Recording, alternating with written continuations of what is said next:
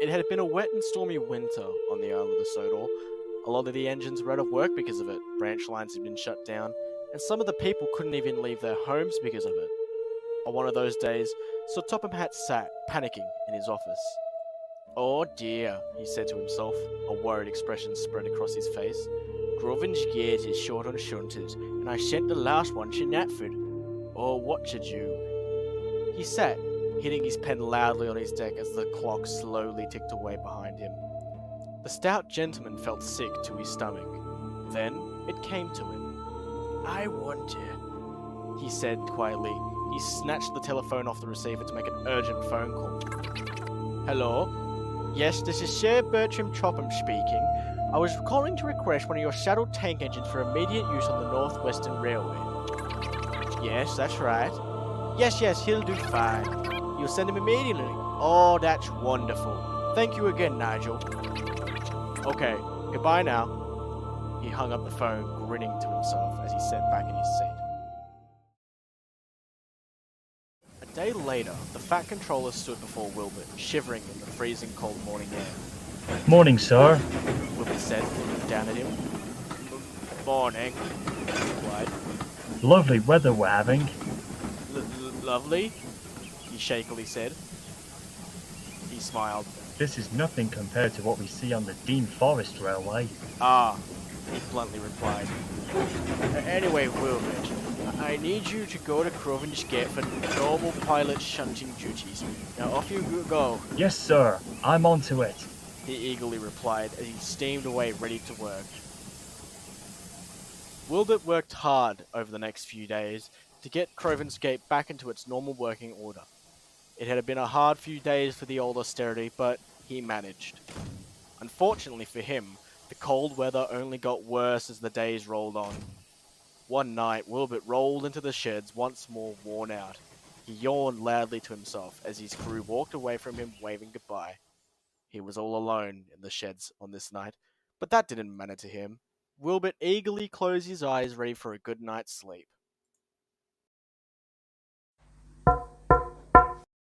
Wilbert woke abruptly. He didn't know how long he'd been asleep for or what woke him, but a large amount of ominous mist had engulfed the surrounding area. Wilbert peered into the dense mist, silently observing it to himself. Then he looked to his right and nearly jumped right out of his chassis.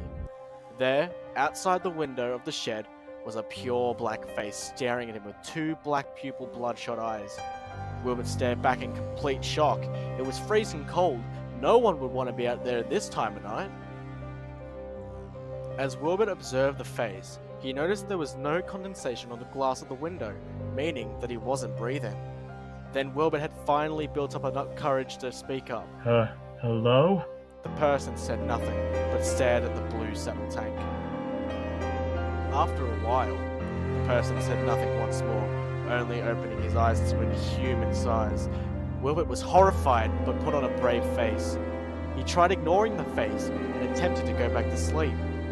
But he couldn't, no matter how hard he squeezed his eyes shut. Finally, when Wilbert saw the face had disappeared, without a trace, it gave him enough courage to fall back asleep. Finally, Wilbert awoke tired and dazed from the last night's happenings. "It was all a dream," he thought to himself as he peered over to the window where the figure was peering in. He yawned, glancing at the window one last time before puffing away to the yards to begin pilot duties. The day was normal for him, as he worked around the clock pushing coaches and pulling trucks. But his mind kept coming back to those eyes staring him down like a wolf hunting a rabbit.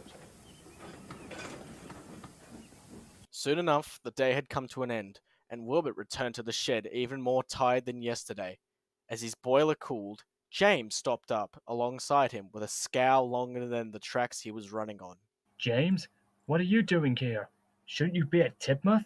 Wilbert tidily asked. "I should," James replied, annoyed by Wilbert's question. "The Fat Controller wants me to pull a slow goods train very early tomorrow to Vickerstown." He scoffed loudly. "I'm so sick and tired of being overworked, and don't get me started on the—" Before he could answer, Wilbert snored loudly over James's ranting. "Ugh! Typical tank engines, James said, before closing his own eyes, both falling into a deep slumber.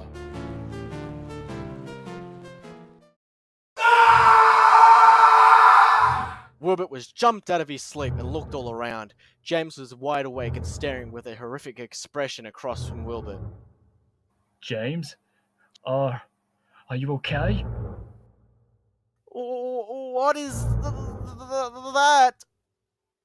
Wilbert looked over and saw the thing again at the same window. Its eyes were wider than last night, and tonight it was grinning at the two engines with a scary look of malicious intent. The engines didn't dare look away from it as the figure raised its long, bony hand and banged on the window 3 times. The engines shut their eyes tight. "Go away!" James yelled in fright. Wilbert said nothing as the dense fog silently rolled in. He kept his eyes shut for the longest time without opening them. Then, when he thought that the coast was clear, he opened them, but he instantly regretted it. Outside the shed, he saw an inhumanly lanky, grotesque, and pure black figure, the thing's eyes fixated on his own. Wilbert closed them again more tightly than he had ever before. Then, he heard slow, concrete footsteps making their way towards Wilbert and James. He didn't open them for the longest time until a long, dry breath was all that was heard. This forced them to open his eyes, to reveal that the thing looked straight at him, only a few inches from his face. The large, black pupil, bloodshot eyes stared into his soul as Wilbert screamed out in horror. Wilbert was jolted awake with the sun in his eyes and his driver saying, "Wilbert, Sir Topham's here to see you." Wilbert looked all around, stunned by what had just happened. He was completely speechless. "Morning, Wilbert. I just want to thank you personally for your help over here in the last couple of days, and wanted to see you off from your trip back to the mainland," Wilbert screeched. Sir, there's something wrong with this shed. You need to tear it down, immediately. The Fat Controller looked up at the austerity, puzzled. "Now why on earth would I do that?" Sir, this might sound silly, but I think there's something strange going on here. Wilbert blurted out. The stout gentleman looked up and laughed. "Oh, you engines in your paranoia," he continued. "But you and I both know it was all in your dreams and imagination." But, sir, Wilbert spluttered, but before he could finish, the Fat Controller had cut him off. "Now off you go home, Wilbert. Your controller will be worrying sick about you," Yes, sir, said Wilbert, defeated. As he steamed out of the shed for the last time, Sir Topham turned around and looked at the old shed. As he stared at it, he took off his top hat and put it to his chest as a sign of great sadness. I'm sorry, Fred," he said under his breath, as he placed the hat back upon his head and walked away to his car. A couple of weeks later, to James's protest, the shed at Crovan's gate was torn down and a newer modern shed was built atop of it. Some of the workmen say they even took a picture of the figure's eyes peering in through the window at them, but this could have easily been faked. Wilbert never returned back to the island of the Sodor after what happened, but the question still played on his mind. Was it all a dream? Or did he really see the eyes of Crovan Gate Shed?